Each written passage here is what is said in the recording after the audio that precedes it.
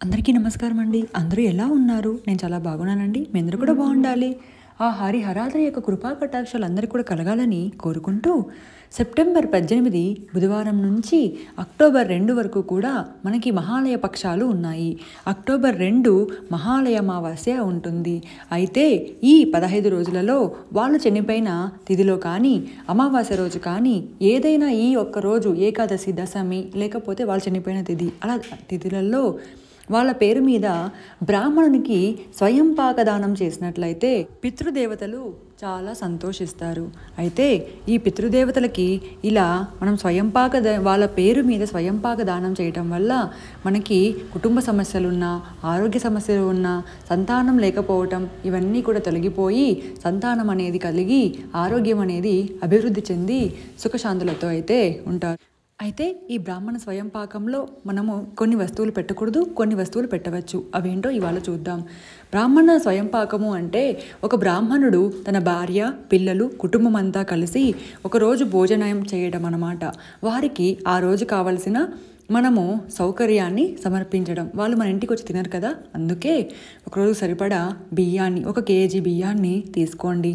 ఆ తర్వాత టిఫిన్కి సరిపోయేటట్టుగా అటుకులు కానీ, ఉప్మా రవ్వ కానీ పెట్టండి.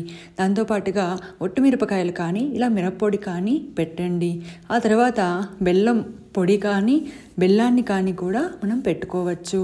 ఆ తర్వాత 2 రకాల పప్పు దినుసులు, కందిపప్పు కానీ, పెసరపప్పు కానీ, పెసలు కానీ తీసుకొని మీరు అందులో పెట్టండి. ఆ తర్వాత నల్లశనగలు కానీ, తెల్లశనగలు కానీ మీరు తప్పకుండా అయితే పెట్టండి. దీనివల్ల ఏవైనా కొన్ని దోషాలు ఉంటే పోతాయి.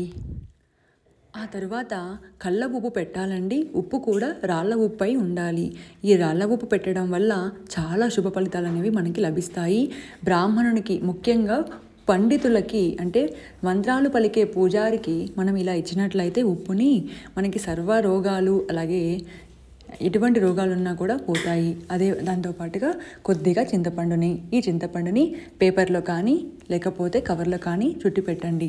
ఆ తర్వాత ఒక 2 రకాల ఆకుకూరలు అనేవి తాజాగా, ఫ్రెష్గా వాళ్ళు సంతృప్తిగా వండుకునేటట్టుగా ఉండాలి. ఆకుకూరలు ఇలా స్వయంపాక దానంలో పెట్టడం వల్ల చాలా మంచిది. ఆ తరువాత స్వయంపాక దానంలో తప్పకుండా 2 అరటిపళ్ళు ఉండేలా చూసుకోండి. బ్రాహ్మణులు అన్నం తిన్నాక అరటిపండు తినే అలవాటు ఉంటుంది దానికోసం. అలాగే మనం ఇచ్చిన స్వయంపాక దానం వల్ల మనకి పూర్ణ ఫలితం అనేది రావాలి అంటే మనం పూర్ణ ఫలం అనేది మనకు ఉండాలి. ఆ పూర్ణ ఫలమే ఈ కొబ్బరికాయ. ఇది కూడా తప్పకుండా ఉండేలా చూసుకోండి. అలాగే గుమ్మడికాయ అండి. మీరు ఇచ్చే 5 రకాల కూరగాయలలో గుమ్మడికాయ మస్ట్ అండ్ షుడ్ కంపల్సరీగా ఉండేలా చూసుకోండి. ఆ 5 కూరగాయలలో వెల్లుల్లి, అలాగే తెల్లగడ్డ, ముల్లంగి ఉండకూడదండి. మిగిలినవి ఏవైనా ఉండవచ్చు. కోసు పువ్వ అంటే క్యాబేజ్ ఉండేలా చూసుకోండి. మనం ఆనియన్స్ అయితే ఎలాగ అన్నిటికీ వాడతామో వాళ్ళు క్యాబేజ్ అనేది అన్నిటికీ వాడుతూ ఉంటారు. కాబట్టి మనం ఇచ్చే కూరగాయలు, అలాగే సరుకులు అన్నీ కూడా వాళ్ళకి ఉపయోగపడేలా ఉండాలి. దానికోసం మీరు ఇలా అన్ని కూరగాయలు, 5 రకాల కూరగాయలు ఉండేలా చూసుకోండి. ఈ 5 రకాల కూరగాయలు కూడా ఒక 50-60 రూపాయలు అయితే అంతే కదండి. ఆ తర్వాత పాలు, పెరుగు మీ యొక్క స్వయంపాక దానంలో ఉండేలా చూసుకోండి. పాలు ప్యాకెట్, పెరుగు ప్యాకెట్ అనేవి ఇస్తే పాలు, పెరుగు అనేవి కొన్ని దోషాలు అనేవి తొలగుతాయి కదండి. తప్పకుండా పాలు, పెరుగు ఉండేలా చూసుకోండి. నూనె అనేది కొంతమంది ఇవ్వరు, కొంతమంది ఇస్తారండి. నూనె ఇవ్వకపోతేనే మంచిది. దాని బదులు నెయ్యి అనేది ఇవ్వండి. అది ఒక 10 రూపాయల ప్యాకెట్, 20 రూపాయల ప్యాకెట్ అయినా పర్వాలేదు. ఎందుకంటే శాస్త్రం ప్రకారం అన్నీ ఉండేలా చూసుకోవాలి కదా, దానికోసం. ఆ తర్వాత ఒక తాంబూలము తప్పకుండా మనము బ్రాహ్మణుడికి ఇవ్వాలండి. ఆ తాంబూలంలో 2 ఆకులు, 2 వక్కలు, 2 పళ్ళు, ఆ తర్వాత 101 రూపాయి కానీ, 51 రూపాయి కానీ, 11 రూపాయలు కానీ, 501 రూపాయి కానీ, ఇలా ఎన్ని రూపాయలైనా పెట్టండి. 1 రూపాయి అనేది మాత్రం తప్పనిసరిగా పెట్టాలి. ఎంత మీరు ఇచ్చినా కూడా తులసి దళం అనేది తప్పకుండా పెట్టి మీరు ఇవ్వండి. ఎందుకంటే ఈ తులసి దళాలని చనిపోయినప్పుడు వాడతాం, బ్రతికున్నప్పుడు వాడతాం, పూజలో వాడతాం.